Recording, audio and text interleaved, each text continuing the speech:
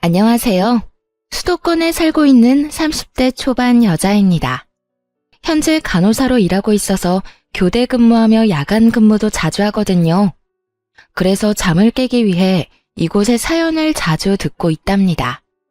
예전엔 라디오를 들었는데 여기 사연이 더 재밌어서 거의 습관이 되었네요. 저도 아주 파란만장한 결혼과 이혼 스토리를 가지고 있거든요. 아직 젊은 나이에 이런 일을 겪다니 한때는 화도 났어요. 그래도 빨리 끊어냈다는 데에 위안을 얻고 살고 있답니다. 여러분께도 이 경험을 공유하고 싶어서 이렇게 사연을 보내봅니다. 저의 이야기 한번 들어주시겠어요? 간호학과 졸업하고 대학 근처의 정형외과에서 일을 시작하게 되었어요. 건물 4층을 통으로 써서 그 근방에서는 가장 큰 병원이었답니다. 그래서 직원 수도 참 많았어요.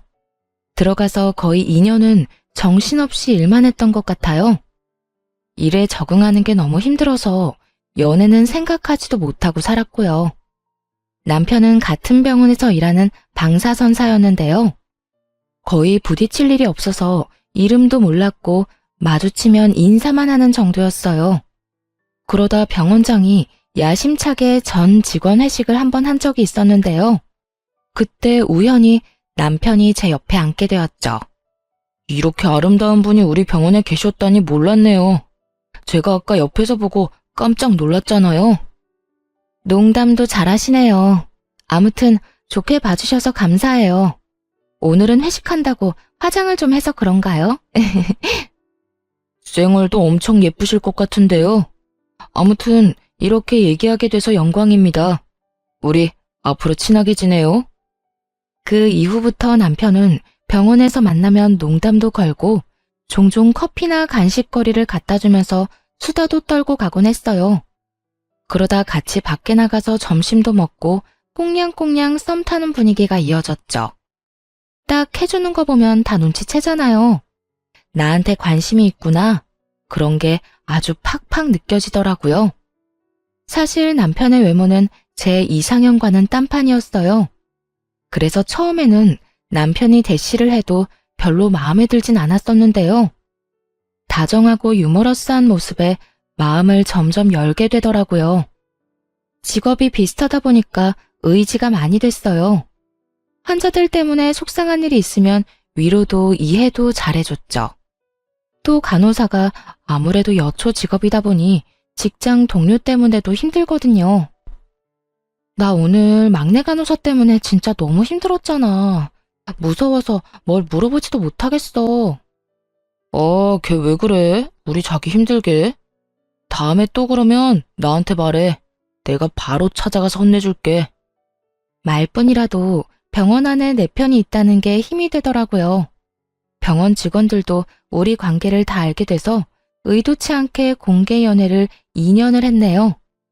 모두들 우리가 결혼할 거라고 생각하는 것 같더라고요.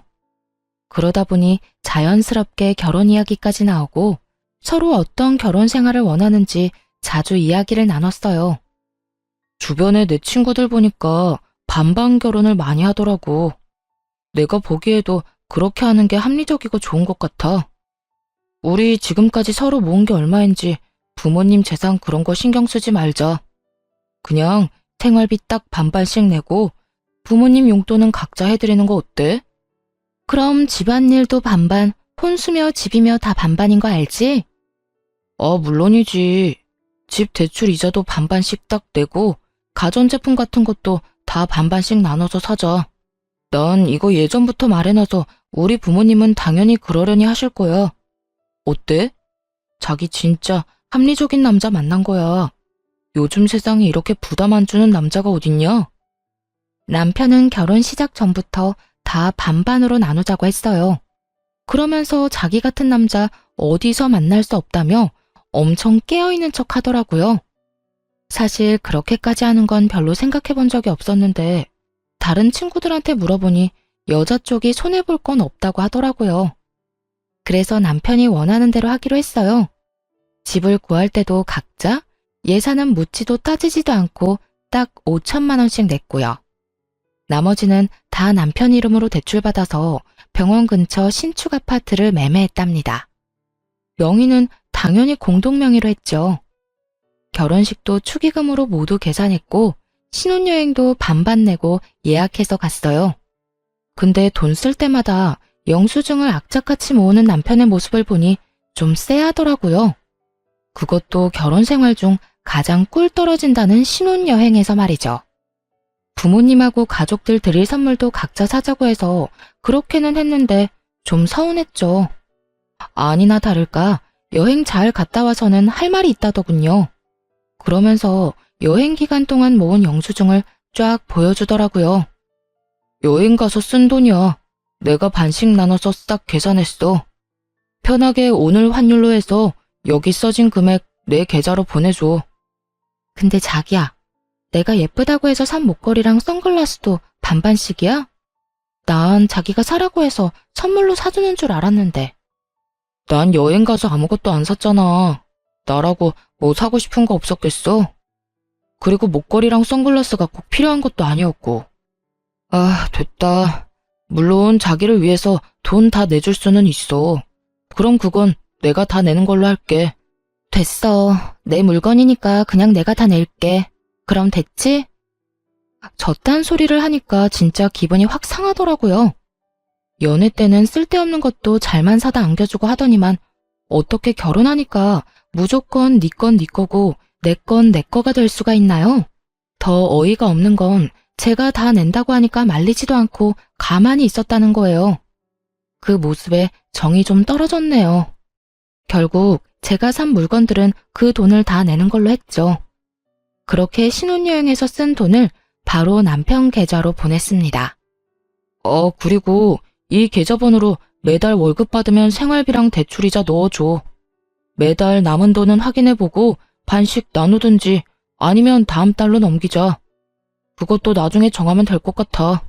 어때? 진짜 합리적이지?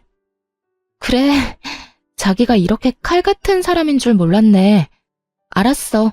자기가 원하는 대로 한번 잘해볼게. 그렇게 돈을 반반씩 철두철미하게 나누는 사람이니 집안일도 반반씩 딱 잘하는지 한번 지켜보기로 했어요. 그러던 어느 날 신혼여행에서 돌아온 지 2주 정도 지났을 때였습니다. 남편이 엑셀 파일로 쫙 정리한 집안일 목록을 보여주더라고요. 요즘 인터넷에 집안일 반반 목록이 이렇게 있더라고. 우리한테 필요한 것만 더 적어서 만들어봤어. 혹시 자기가 하려나 하고 기다려봤는데 전혀 생각 못하는 것 같더라고. 그래서 마음 넓은 내가 먼저 딱 만들었지. 아, 난 이런 것도 만들어야 되는지 몰랐네. 떨떠름한 표정으로 남편이 만든 집안일 목록을 살펴봤어요. 얼마나 세분화가 잘 되어 있던지 아주 놀랐네요. 예를 들어보면 빨래가 그냥 빨래로 끝나는 게 아니었어요. 세탁기 돌리기, 빨래 널기, 빨래 접기, 옷장에 넣기, 이딴 식으로 분류해놨더라고요. 특별히 자기 먼저 하고 싶은 거 골라. 난 남은 거 할게. 나 같은 남편 진짜 없다. 아유, 고마워라. 아주 눈물나게 고마웠네요. 저는 직업상 교대 근무를 하거든요. 근데 남편은 방사선사라서 6시면 칼퇴근을 해요. 그래서 저보다 시간 여유도 훨씬 많은 편이고요. 그걸 뻔히 알고 있으면서도 야간 근무 때 집안일을 못하면 아주 난리를 피웠어요. 자기 어제 설거지 안 했더라? 오늘 내가 하는 날이긴 한데 어제 자기가 안 했으니까 오늘 해. 자기야, 나 어제 집에 11시에 들어왔어. 근데 설거지를 그렇게 산더미처럼 쌓아놓고 나한테 안 했다고 그러면 어떡해? 그리고 자기가 먹은 그릇은 당연히 자기가 하는 게 맞지. 어제는 내가 요리하는 날이었고 자기가 설거지하는 거였잖아. 그래서 내가 자기 먹을 것도 만들어놨잖아. 나 너무 숨 막혀. 진짜 이렇게는 계속 못 살 것 같아. 친구랑 룸메이트를 해도 이렇게까지는 안 하겠어. 내가 밤까지 힘들게 일하고 오는 날에는 자기가 좀 해주면 안 돼? 그게 그렇게 힘들어? 자기가 힘들다고 하나둘 나한테 넘기면 안 되지. 그러다 보면 어느새 내가 집안일 다 하고 있겠네. 나도 힘들게 일하고 왔으니 저녁 시간엔 할 일만 딱 하고 좀 쉬고 싶어. 설마 자기보다 일찍 퇴근했다는 이유로 나한테 집안일 다 하라는 거야? 그런 말이 아니라 서로 사정을 좀 봐주면서 유도리 있게 하자는 거지. 난 자기가 힘들 때 더 할 수 있어. 우리 사랑해서 결혼한 부부 아니야? 근데 무슨 군인이나 룸메이트보다 못한 사이 같아. 내가 너무 힘드니까 좀 도와달라는 거잖아. 자기가 이렇게 나올 줄 알았어. 그래서 내가 규칙까지 딱 만들어 놓은 거야. 나한테 슬슬 떠넘길까봐 나중에 딴 말 못하게. 한번 무너지기 시작하면 한도 끝도 없어지는 거 알지? 힘들어도 그냥 반반씩 하는 거 지켜줬으면 해. 아, 그래. 당신 마음 잘 알았어. 앞으로 어떻게 반만 딱 하는지 제대로 보여줄게. 매몰찬 남편의 태도에 얼마나 서운한지 눈물까지 나더라고요. 언젠가 이런 시의 구절을 본 적이 있어요. 내가 너를 위해 해줄 수 있는 건 대단한 게 아니고 아침에 일어나 말없이 해주는 설거지다. 사랑하는 사람과 함께 살면 그런 마음으로 배려하면서 살아야겠다고 생각했거든요. 그래서 오랫동안 마음속에 간직했던 구절이었는데 이렇게 남편이랑 설거지 하나로 피 터지게 싸울 줄은 몰랐네요. 결국 점점 마음의 문을 닫고 남편이랑 똑같이 행동하기 시작했답니다. 요리를 해도 딱 제 몫만 해서 먹었고요. 빨래도 제 것만 골라서 빨고 정리했어요. 하루는 감자탕이 너무 먹고 싶어서 퇴근길에 딱 1인분만 사와서 먹고 있었어요. 남편도 감자탕을 좋아하는데 냄새를 맡고는 얼굴이 환해져서 들어오더군요. 근데 자기 몫이 없는 걸 보자 표정이 확 굳더라고요. 이렇게 유치하게 나올 줄은 몰랐네. 먹는 거로 이렇게 치사하게 굴 거야? 반반 결혼을 전혀 다르게 이해한 것 같은데 일단 두고 볼게. 두고 보긴 뭘 두고 봐. 내가 생각하는 반반은 이런 거야. 이왕 할 거면 확실하게 해야지. 아침에 국에 반찬 딱 차려주면 맛있게 먹고 설거지만 하는 게 무슨 반반인가요? 설거지하는 게 어렵나요? 아침에 일어나서 밥하고 국 끓이는 게 어렵나요? 자기는 세탁기랑 건조기만 띡 돌리고 제가 다 개야 하는데 그게 반반인가요? 누구 한 명 양보하지 않으니 이렇게 찬바람 날리는 결혼 생활이 이어졌답니다. 야간 근무하고 집에 온 어느 날이었어요. 남편이 혼자 야식까지 신나 시켜 먹고는 설거지를 해놨더라고요. 그게 뭐가 문제냐고요? 정말 웃긴 게 뭔지 아시나요? 제가 아침에 사용한 물컵 한 개만 싱크대에 덩그러니 남아있었다는 거예요. 그걸 딱 보니까 지금 결혼 생활의 현수소 같다고나 할까요? 현타가 딱 찾아오더라고요. 저 인간은 컵 한 개를 설거지해줄 만큼 날 위해주지도 아껴주지도 않는구나. 그런 진실이 눈앞에 확 보였어요. 연애 때는 그렇게 잘 챙겨주고 다정했던 남편인데 너무 매정하게 변해버려서 혼란스럽고 슬프기까지 했답니다. 남편이 변한 건지 원래 이런 인간이었는지는 모르겠지만 완전히 속은 기분이었죠. 결혼한 지 얼마 안 되어 이렇게 사이가 틀어졌는데 친정엄마 생신이 다가왔어요. 지금까지 남편이 한 걸 보면 당연히 네 엄마니까 네가 준비하라고 할 것 같더군요. 그래서 같이 뭐 하자고 얘기조차 안 꺼냈습니다. 혼자서 엄마 드리려고 케이크 주문 제작해놓고 용돈 봉투도 준비하고 엄마가 한번 드시고 싶다던 오마카세도 예약했어요. 당일 어디 가는지 말 안 하고 남편을 식당으로 데려갔죠. 사이 안 좋다고 남편이랑 같이 안 가면 부모님이 걱정하실 것 같아서요. 와, 여기 엄청 비싼 오마카세 아니야? 1인당 20만 원? 자기 오늘 통 크게 쏘는 거야? 아휴, 뭘 이렇게 비싼 데를 가. 그냥 대충 먹으면 되지. 엄마 생일이 뭐 대단한 날이라고. 이렇게 부담 주기 싫어. 다른 데 가. 아, 엄마. 오늘 같은 날 비싼 거 드셔야죠. 돈 걱정 말고 들어가요. 엄마 딸 돈 열심히 벌고 있잖아요. 그래 여보. 오늘 우리 사위랑 딸 덕 좀 보자고. 우리도 그 유명하다는 오마카세 먹어보자. 아주 화기애애한 분위기로 식사를 해서 다행이었죠. 남편은 엄청 신기해하면서 잘 먹더라고요. 부모님도 디저트까지 맛있게 잘 드셔주셨어요. 미리 준비한 케이크를 드리니 너무 예쁘다면서 엄마가 감동을 하시더라고요. 용돈 봉투도 함께 드리니 아버지도 엄지척을 하시면서 좋아하셨고요. 남편은 뭔 생각을 하는지 입을 해 벌리고 보고만 있었고요. 식사를 마무리하고 계산할 때 남편한테 말했어요. 내가 지금 계산할 테니까 반은 생활비 통장으로 보내줘. 그러자 남편이 아주 보레된 듯이 화들짝 놀라더라고요. 왜? 왜 내가 반을 내? 장모님 생신이니까 당연히 네가 내는 거지. 그리고 나한테 한마디 상의도 없이 이 비싼 데를 와놓고 뭐? 이렇게 무턱대고 나한테 반을 내라 한다고? 부모님 들으셔. 왜 이렇게 큰 소리로 화를 내? 다 반반하자고 해서 물어본 거잖아.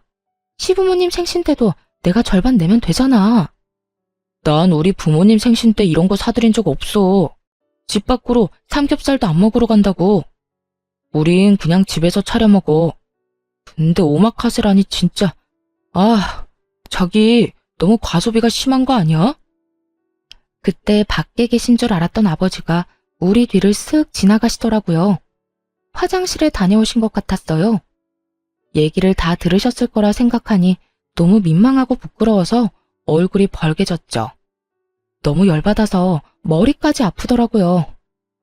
그럼 자기가 먹은 건 자기가 계산해. 결국 부모님과 제 비용만 계산했어요. 그러자 옆에서 아주 침까지 튀기면서 난리를 치더라고요. 내가 여기 오고 싶어서 왔어? 어딘지도 모르는데 당신이 끌고 온 거잖아. 그래놓고 나한테 20만 원을 내라고? 그러긴 혼자 제일 잘 먹던데. 만약 당신 부모님 생신 때 어디 가면 내가 먹은 건 내가 낼 테니까 걱정 마. 그렇게 말하고 휙 나가버리자 남편이 엄청 당황하더라고요. 그러거나 말거나 부모님 옆에 서서 남편이 나오기를 기다렸죠. 부모님이 냉랭한 분위기를 느끼셨는지 계속 제 눈치를 보시는데 더 짜증이 났어요. 결국 남편이 자기 몫을 계산하고 거칠게 문을 팍 열고 나오더라고요. 차마 부모님 앞에서 화는 못 내니까 아주 그냥 썩은 얼굴을 하고 있었어요. 당연히 저 역시 기분이 좋을 리가 없죠. 도저히 웃는 얼굴로 있을 수가 없더라고요. 결국 약속이 있다며 서둘러 부모님을 집에 데려다 드렸어요. 집에 오는 내내 얼마나 구시렁대던지 진짜 남편 입을 틀어막고 싶었죠. 내가 먹고 싶어서 먹었어?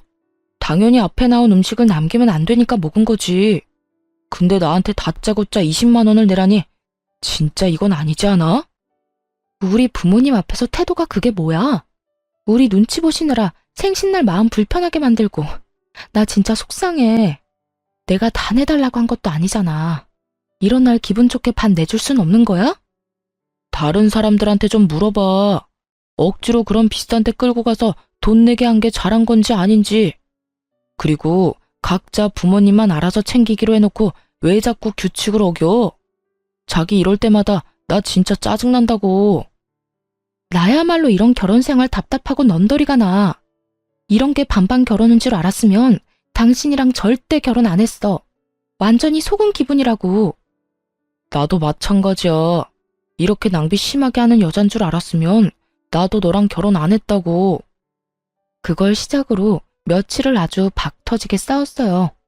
결혼한 지 6개월도 안 됐는데 집에 들어가기가 싫더라고요.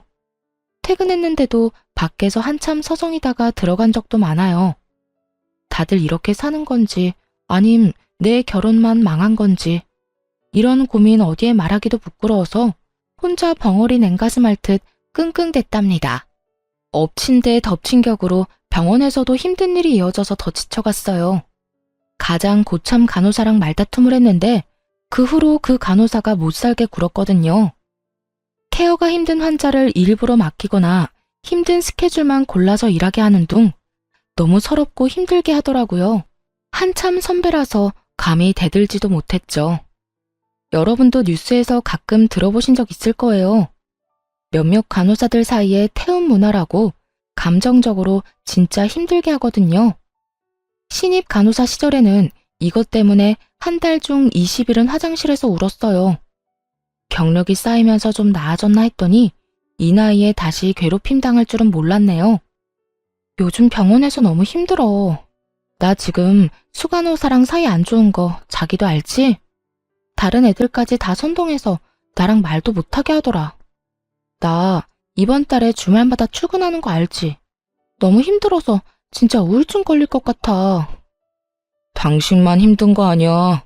나도 말을 안 해서 그렇지 병원에서 엄청 힘들어. 그 정도도 못 견디면 되겠어?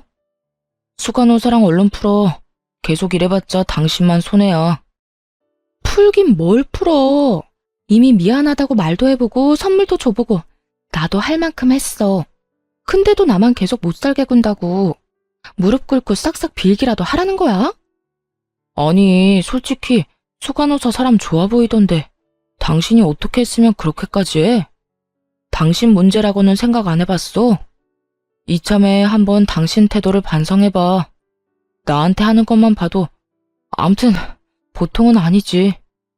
같은 데서 일하니까 분위기가 어떤지 뻔히 알면서 모르는 척 저딴 소리나 해대는 남편이 밉기만 했어요. 그리고 설사 제가 잘못한 부분이 있다고 쳐요. 그래도 남편이면 편들어주면서 위로를 해주는 게 맞지 않나요? 그게 부부고 가족 아닌가요? 지금 아내가 일방적으로 왕따를 당하고 있는 건데 남편이 말로라도 좀 위로를 해줬으면 덜 서러웠을 것 같아요. 그렇게 부당한 대우를 받으며 거의 6개월을 버텼답니다. 그 사이에 밥도 잘 안 넘어갈 정도로 심적으로 너무 힘들어서 살이 엄청 빠졌어요. 남편은 제가 마르든지 말든지 여전히 자기 먹을 것만 사와서 혼자 처먹더군요. 결국 견디다 못해 그 병원을 관두고 다른 곳으로 이직을 하기로 결심했어요. 그 계획을 남편한테 말했더니 아주 난리를 치더군요. 당신이 애야? 그런 일로 병원을 관두게? 관두면 또 언제 다른 병원 찾을 건데. 빨리 이직을 해도 한두 달은 걸릴 거 아니야. 이참에 6개월 정도 쉬면서 천천히 좋은 데로 찾아볼게. 나 몸도 마음도 너무 힘들어서 좀 쉬고 싶어. 그리고 당신도 맨날 입만 열면 이렇게 바쁜데 언제 아기 갖냐고 그랬잖아. 여기서 지금 아기 얘기가 왜 나와? 아기는 여유가 돼야 키우는 거지 뭐 거저 키워? 당신이 6개월 쉬면 그동안 생활비며 이자며 다 어떡할 건데? 설마 나한테 다 내라고 하는 건 아니지? 역시나 그놈의 돈 얘기가 나올 줄 알았어요. 하지만 이미 다 생각해둔 게 있었죠. 걱정하지 마. 내가 다달이 내야 하는 생활비랑 이자는 꼭 줄 거니까. 당신이야말로 내가 집에 있는다고 집안일 더 시킬 생각이나 하지 마. 내 걱정은 말고 당신이나 확실히 해. 그것만 잘 지킨다면야 당신이 이직하는 건 반대하지 않을게. 그래도 명심해. 난 외벌이 가장 될 생각은 전혀 없어. 다음 직장 빨리 새로 구하는 게 좋을 거야. 나한테 피해줄 생각은 절대 하지 마. 남편이란 인간이 피해라도 입을까봐 전전긍긍하고 계산하는 꼬락선이라니. 진짜 오만정이 떨어졌답니다. 힘드니까 그만두라든지 그동안 고생 많았다든지 그런 소리는 못 해줄 망정 말이에요. 지긋지긋했던 병원을 그만두니까 점점 안정이 되고 몸도 정상으로 돌아오더라고요. 이 와중에도 남편한테 책 잡히기 싫어서 돈은 아주 제 날짜에 다 보내줬거든요. 그래도 자기는 출근하고 저는 집에서 노니까 아주 배알이 꼬였나 보더라고요. 집에서 쉰 지 한 달 정도 되었을 때 남편이 슬슬 잔소리를 하기 시작하더군요. 새로운 데 알아보고 있는 거 맞아? 맨날 핸드폰이나 들여다보고 있는 것 같은데 사람이 그렇게 퍼져 살면 안 돼. 좀 일찍 일어나서 운동이라도 하든가. 나 일찍 일어나는 거 습관돼서 당신보다 일찍 일어나는데 뭔 소리야. 나름대로 생산적으로 지내고 있으니까 걱정하지 마. 그렇게 빈둥대면서 지내지 말고 생산적으로 살아. 집에 있으니까 청소 좀 하든지 화분을 정리하든지. 아니 힘들게 일하고 온 남편을 위해서 특별 요리를 준비해보겠다는 생각은 안 해? 어디 보자. 오늘이 수요일이니까 내가 빨래 건조기 돌리는 것까지 하네.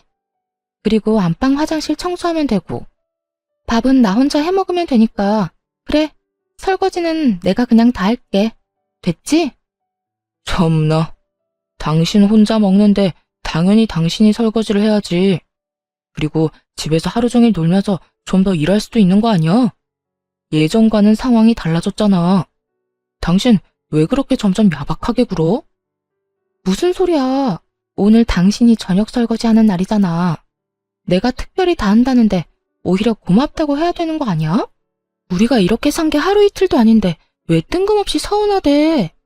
그리고 왜 갑자기 나한테 밥을 해달라는 거야? 자기가 그런 소리 하니까 너무 이상하다. 자기처럼 합리적인 사람이 왜 그래? 그렇게 선수를 치자 남편이 차마 더는 말을 못하고 입술만 들썩이더군요. 그러다가 휙 째려보고는 출근하더라고요. 그 꼴을 보고 고소하다 싶었죠. 그렇게 한 달 정도 더 지났을까요? 시모의 생신이 코앞으로 다가왔습니다. 뭐 그러거나 말거나 어차피 할 건 아무것도 없으니 상관도 하지 않고 있었어요.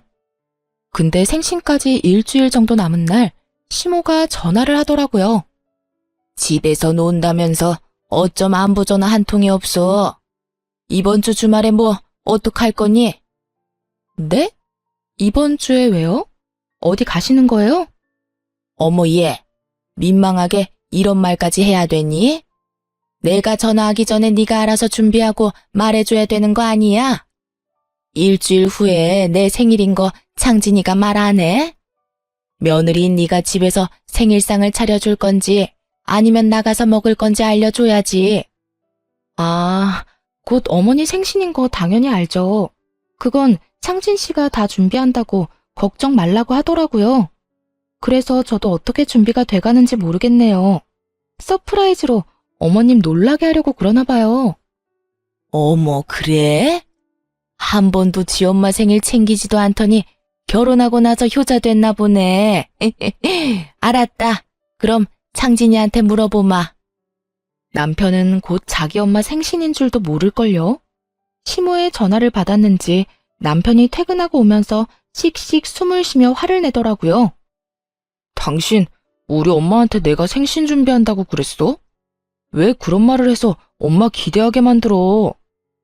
어머님이 나한테 뭘 준비했냐고 물어보시는데 그럼 뭐라고 대답을 해? 당신 어머니니까 당연히 당신이 준비하는 거잖아. 그래서 사실대로 말씀드렸는데 도대체 뭐가 문제야? 당신은 며느리가 돼서 그렇게 말하면 안 되지. 더군다나 나는 매일 일하고 당신은 지금 놀고 있잖아. 그럼 한가한 사람이 좀 준비하면 되는 거 아니야? 당신은 우리 엄마 생신 때 꽃 한 송이도 안 사드렸잖아. 그러면서 뭐라고 했어? 생신이며 효도는 각자 알아서 챙겨드리자며? 근데 왜 말도 안 되는 소리야? 며느리랑 사위가 같아? 며느리는 며느리만의 도리가 있잖아. 그러니까 당신도 뭐라도 준비를 해야지. 그래, 식당은 내가 다 결제할게. 대신 당신은 장모님께 드렸던 그런 케이크 하나 준비해줘. 그거 예뻐서 우리 엄마도 좋아하시겠더라. 며느리랑 사이가 왜 달라? 그렇게 반반 좋아하면서 갑자기 왜 꼰대 아저씨 같은 말을 하실까? 그 케이크가 그렇게 예뻤으면 당신이 주문해서 드려. 난 당신이 말한 반반 결혼, 각자 효도 꼭 지킬 거니까. 남편은 반박을 전혀 못하더라고요. 여태껏 자기가 벌여놓은 일이 있고 한 말들이 있으니까요. 어떻게 준비하든지 말든지 신경 전혀 안 썼습니다. 그렇게 대망의 토요일이 다가왔답니다. 남편은 그날까지 삐져서는 말도 별로 안 하다가 저녁쯤 시댁에 가자고 하더군요. 뭘 어떻게 하려나 한번 지켜보려고 군말 없이 따라갔어요. 남편이 시부모님을 데리고 간 곳은 그 동네의 돼지갈비집이었죠. 그 앞에 딱 멈추니까 시모가 실망하는 표정을 짓더군요. 아, 난 여기가 그렇게 맛있더라고. 이 동네에서 제일 맛집이잖아요. 그쵸? 결혼하고서도 여기 갈비가 그렇게 먹고 싶더라고요. 오늘 엄마 생신이니까 내가 팍팍 쏠게요. 들어가서 배 터지게 먹자고요. 남편은 자기도 민망한지 괜히 큰 소리를 치면서 식당 안으로 들어갔답니다. 그러고는 돼지갈비 4인분을 시키고 혼자 며칠은 굶은 것처럼 우걱우걱 먹더라고요. 케이크며 선물 같은 건 당연히 없었죠. 남편이랑 제가 빈손인 걸 확인한 시모는 실망한 표정으로 깨작거리기만 했고요. 고기를 흡입하는 남편을 두고 저는 계산하기 좋도록 냉면 하나 시켜서 먹었어요. 아니, 새아가, 너는 왜 고기를 안 먹니? 좀 먹어라. 돼지고기 싫어하냐? 아, 전 냉면만 먹으면 돼요. 저 신경 쓰지 마시고 많이 드세요. 아, 괜찮아. 분위기 괜히 이상하게 만들지 말고 그냥 좀 먹어. 오늘은 내가 다 계산할 거야. 아, 얼른. 그게 무슨 말이야? 무슨 일이 있었니? 너희 싸웠어? 아니요, 싸우긴요. 저희 서로 배려하며 각자 할 일 딱딱 하면서 엄청 잘 지내고 있어요. 전 속이 안 좋아서 고기를 잘 못 먹겠네요. 그냥 신경 쓰지 마시고 드세요. 근데 너 친정에도 이러니? 그래도 시어머니 생일인데 어떻게 작은 케이크 하나도 안 들고 올 수가 있어? 아, 그러게. 아무것도 없네요. 창신 씨가 다 준비한다고 손 하나 까딱하지 말라고 했거든요. 오늘 와보고 저도 깜짝 놀랐어요. 아니, 어머님 생신인데 어떻게 케이크도 안 사왔어? 아버님이 혼 좀 내주세요. 이렇게 선수를 치니까 시모가 차마 아들한테는 아무 소리도 못 하더라고요. 남편도 괜히 저만 흘겨보는데 어이가 없었네요. 그러거나 말거나 냉면만 깔끔하게 딱 먹었죠. 그리고 남편이 계산하길래 옆에 가서 냉면 값을 줬어요. 아, 됐어. 내가 낸다고 몇 번을 말해. 나가 있어. 내가 낼 테니까. 아니야, 됐어. 이 값 8,000원 내고 나중에 무슨 생색을 내려고 그래? 그냥 내가 낼게. 여기요. 이 냉면값만 계산해 주세요. 시모의 생신날은 그렇게 초라하게 끝이 났죠. 나중에 남편이 시모한테 따로 용돈을 줬는지는 모르겠지만요. 그 다음 달에 드디어 이직에 성공했답니다. 근데 병원이 다른 도시에 있어서 출퇴근하려면 왕복 5시간은 걸렸어요. 하지만 수간호사로 가는 거였고 연봉도 훨씬 높았기에 절대 포기할 수 없었죠. 그 사실을 말하자 남편이 화를 내더라고요. 아니, 애초에 이 동네 근처 병원을 찾았어야지. 다른 도시에서 일자리를 찾으면 어떡해? 어떻게 출퇴근을 하려고? 그냥 여기 근처로 다시 알아봐. 근데 아무리 생각해도 너무 좋은 기회야. 연봉이 거의 2배가 됐고 수간호사로 직급도 높아진다니까. 진짜 미안한데 우선은 내가 그쪽에다가 작은 원룸 얻어서 지내보면 어떨까? 미안하니까 생활비도 10만 원씩 더 낼게. 진짜? 생활비 더 낸다고? 뭐 연봉이 2배라니까 좀 아깝긴 하네. 자기랑 떨어져서 지내는 건 너무 싫은데 어쩔 수 없지. 그 병원이 별로라 금방 그만둘 수도 있으니까 우선은 한번 해봐. 내가 응원할게. 자기가 이렇게 이해해주다니 진짜 고마워. 내가 토요일마다 꼭 올라올게. 힘든 시기지만 조금만 고생하면 돈 많이 모을 수 있으니까 우리 힘내자. 생활비도 더 내고 돈을 많이 번다고 하니까 역시나 반대는 안 하더라고요. 그렇게 새로운 병원으로 출근을 했어요. 근처에 저만의 작은 아파트도 마련했답니다. 새로운 환경에서 새롭게 일을 하니까 한 달은 정신없이 흘러가더라고요. 원룸에서는 그냥 잠만 자고 토요일에는 집으로 가 남편과 시간을 보냈죠. 일요일 저녁에는 다시 원룸으로 와서 출근 준비를 했고요. 그런 생활이 2달 정도 이어졌습니다. 그 정도 시간이 지나니까 새로운 병원 일에도 적응이 많이 됐어요. 다행히도 새 병원은 전에 다니던 데보다 더 자유롭고 부드러운 분위기였어요. 더군다나 수간호사로 간 거였기 때문에 좀 더 편한 분위기를 만들려고 노력했죠. 전에 다니던 곳처럼 한 사람을 따돌리고 괴롭히는 짓에 넌더리가 났거든요. 알 거 다 아는 다 큰 성인들이 무슨 고등학생 일진도 아니고요. 그러다 보니 다른 간호사들과 직원들이 좋아해주고 점점 따르는 게 보이더라고요. 병원에서 인정받으니 일도 더욱 즐겁고 더 잘해야겠다는 욕심이 생겼답니다. 일이 안정되었으니 이제는 인생도 제대로 돌려놔야겠다는 생각이 들었죠. 그래서 남편한테 전화를 했어요. 미안한데 이번 주 토요일에는 못 갈 것 같아. 갑자기 당직 설 일이 생겼어. 다음 주에 내가 가서 맛있는 거 사줄게. 괜찮아? 그래? 그럼 괜찮지. 주말까지 일하느라 자기가 더 힘들겠다. 나 걱정하지 말고 푹 쉬고 다음 주에 봐. 이해해줘서 고마워. 역시 나 생각해주는 건 자기뿐이네. 집에 별일은 없지? 아, 그럼. 그냥 퇴근하고 와서 잠만 자는데 뭔 일이 있어. 자기가 없어서 너무 심심하고 외롭다. 다음 주에 봐. 아마도 눈치가 빠른 분이시라면 이 다음 일을 이미 알아채셨을 거예요. 맞아요. 토요일 아침에 몰래 남편이 있는 집으로 들이닥쳤답니다. 집으로 들어가자마자 마침 거실에 서 있던 상간녀와 딱 마주쳤어요. 저를 보더니 얼굴이 하얘지더라고요. 이미 다 알고 있었으니 무표정한 얼굴로 들어갔죠. 그러고는 바로 상간녀의 목덜미를 휘어잡고 머리채를 마구 뜯기 시작했어요. 상간녀가 비명을 질러대며 놓으라고 악을 쓰더라고요. 너 여기에 왜 있어? 왜 있냐고.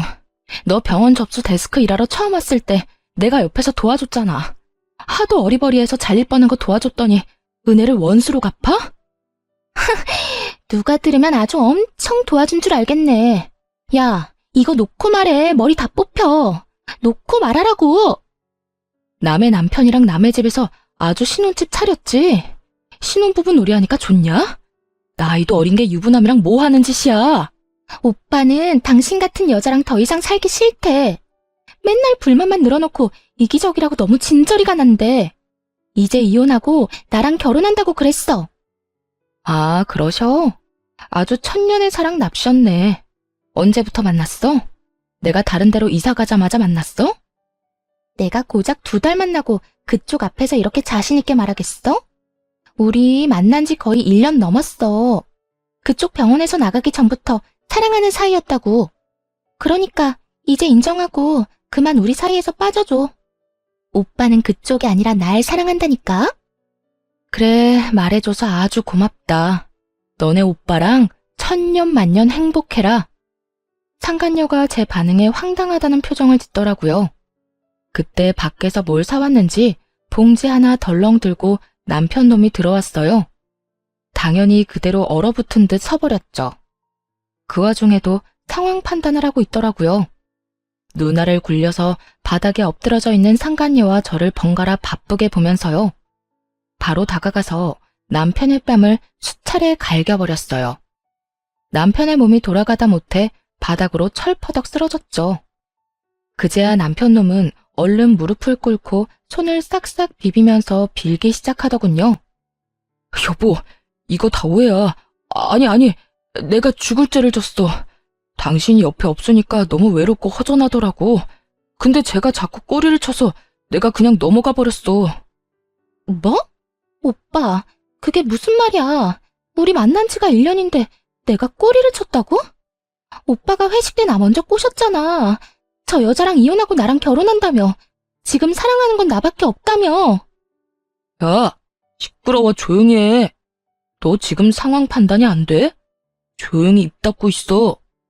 남편이 살벌하게 상간녀를 노려보자 겁먹은 강아지 새끼처럼 조용해지더라고요. 외로워서 넘어가? 이 파렴치 아닌가 나. 너는 내가 이혼 소장 보낼 테니까 소송이나 준비해. 나는 합의 이혼 이런 거 할 생각 전혀 없어. 무조건 네 주머니에서 어마어마한 돈 끄집어낼 거야. 거기다 당연히 나한테 위자료도 주고 재산 분할도 해야겠지? 여보, 이혼이라니. 난 절대 이혼 못해. 내가 당신한테 상처 준 거는 어떻게든 벌 받을게. 얌전히 대가 치르고 당신이 하라는 대로 할게. 그렇게 좋아하는 반반 나누기 이번에는 못할 것 같은데 어쩌니? 아무래도 내가 네 돈을 더 많이 가져갈 것 같은데. 네가 싸질러 놓은 똥 네가 처리하는 거니까 너무 억울해하지는 말고 우리 법정에서 보자. 그렇게만 말하고 유유히 그 집구석에서 나왔답니다.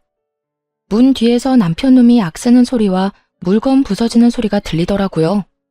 사실 이직하기 전부터 남편놈이 바람을 피우고 있다는 걸 알고 있었어요. 가뜩이나 수간호사 때문에 힘들어 죽겠는 상황이었는데 동료 간호사가 이런 말을 했거든요. 내가 이 말 해야 되나 진짜 고민 많이 했는데 그 데스크에 민지 씨 있잖아. 자기 남편이랑 밖에서 같이 커피 마시는 거 몇 번 봤거든?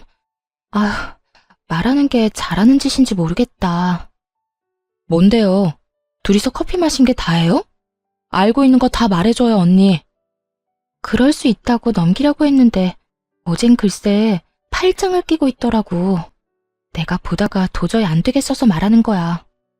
이 말을 듣는데 진짜 너무 화가 나면서도 수치스럽더라고요. 얼마나 나를 우습게 봤으면 다른 직원들이 보는데 팔짱을 끼고 시시덕거렸을까? 그것도 공개연이나 다름없이 연애하다가 결혼까지 해놓고. 사실을 알고 나니 눈에서 불꽃이 튀더라고요. 그때부터 두 연놈을 지켜보면서 증거를 모으기 시작했답니다. 남편 블랙박스를 확인해보니 역시나 상간녀는 데스크 직원 맞더라고요. 일을 도와줄 때 들었던 목소리가 똑같았어요. 남편 놈이 잘 때 핸드폰도 봤는데 다 삭제한 건지 증거될 만한 건 찾지 못했어요. 근데 어느 날 남편이 화장실에 들어갔다 한참 후에 나오는데 좀 쎄하더라고요. 그래서 몰래 화장실을 뒤져봤더니 역시나 수건들 뒤쪽에 세컨폰을 숨겨놨더라고요. 못 찾을 거라 생각했는지 비밀번호도 안 걸어두었고요. 그 덕분에 증거를 쉽게 찾을 수 있었죠. 둘이 아주 딱 달라붙어서 찍은 사진이 넘쳐나더군요. 더 화가 나는 건 뭔지 아세요? 남편이 상간녀와는 풀빌라며 호텔이며 비싼 데는 다 다녔다는 거예요. 저한테는 그렇게 반반씩 하자 노래하며 커피 한 잔 사는 것도 아까워하던 인간이요. 심지어 상간녀 생일엔 명품 지갑까지 사다 바쳤더라고요. 제 생일에는 어땠냐고요? 당연히 케이크 하나 안 사왔죠. 둘이 주고받은 메시지도 아주 가관이었습니다. 오빠, 오늘 호텔 망고빙수 사줘서 너무 고마워. 나 진짜 먹어보고 싶었어.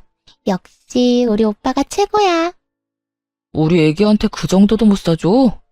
애기 친구들이 자랑하면 오빠한테 또 말해. 오빠가 애기 원하는 거 다 사줄 테니까 걱정 마.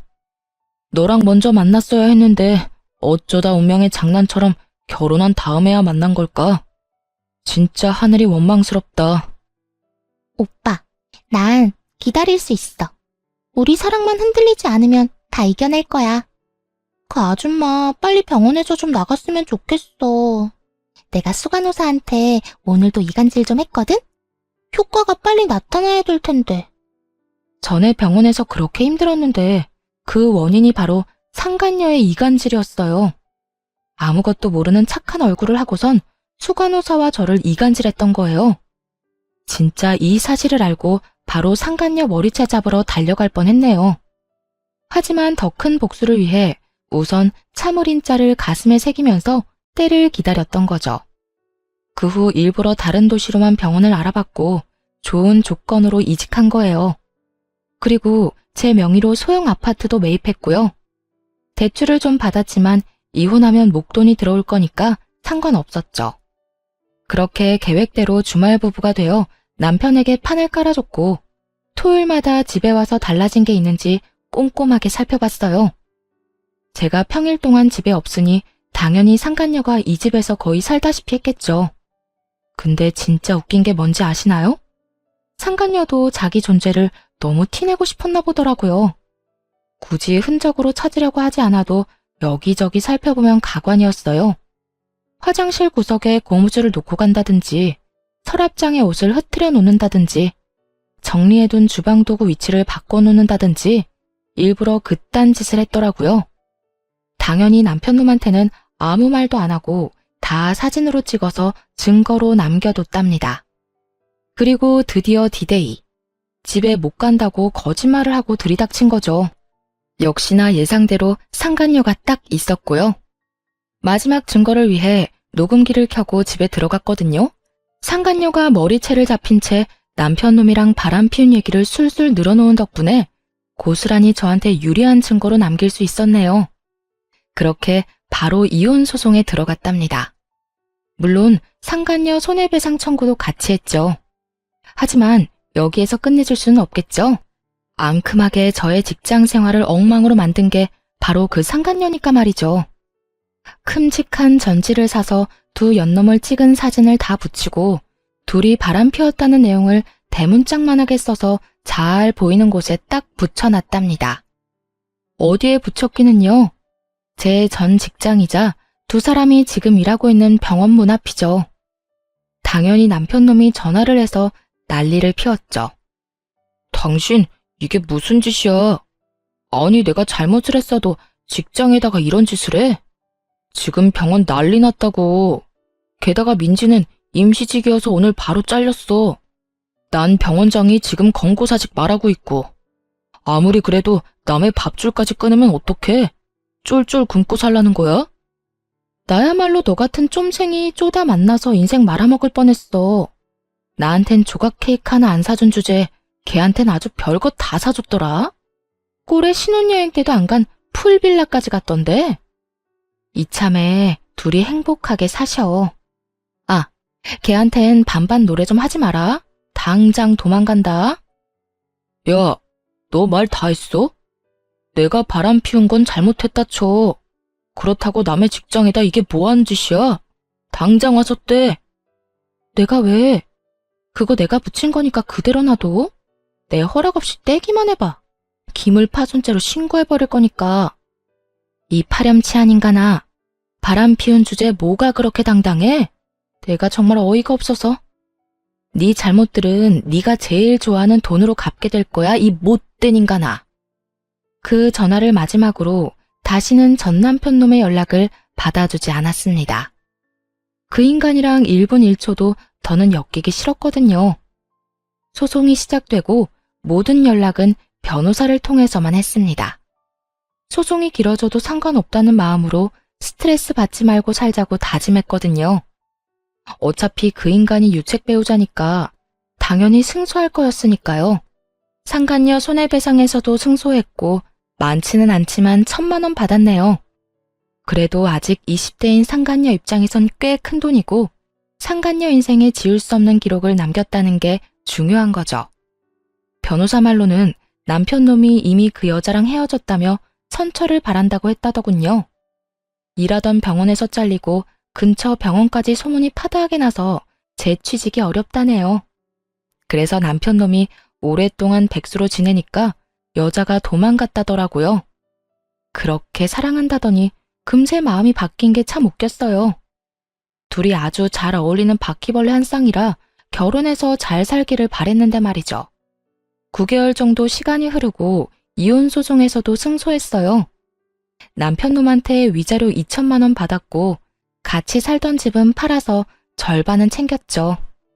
받은 돈으로 지금 사는 아파트 대출 거의 대부분을 갚았네요. 지금은 혼자만의 집에서 평화롭게 지내는 하루하루가 얼마나 소중한지 몰라요. 전 남편놈은 아직도 백수인 채 집도 절도 없어서 결국 부모님 집으로 들어갔대요. 그 인간이 생활비 달라고 닥달하고 뭐든 반반씩 하자고 말할 때마다 서러웠는데요. 지금은 혼자 충분히 벌면서 재테크도 많이 하고 원하는 것 다 사 먹고 예쁜 옷도 걱정 없이 사니까 너무 여유롭고 좋아요. 그 인간이랑 살 때는 왜 1,500원짜리 커피 한 잔 사 마시기도 힘들었는지 참. 이젠 앞으로 하고 싶은 거 다 하면서 행복을 위해서 살려고요. 사연 들어주신 여러분들도 늘 행복하시고 건강하셨으면 좋겠습니다. 함께 해주셔서 감사합니다.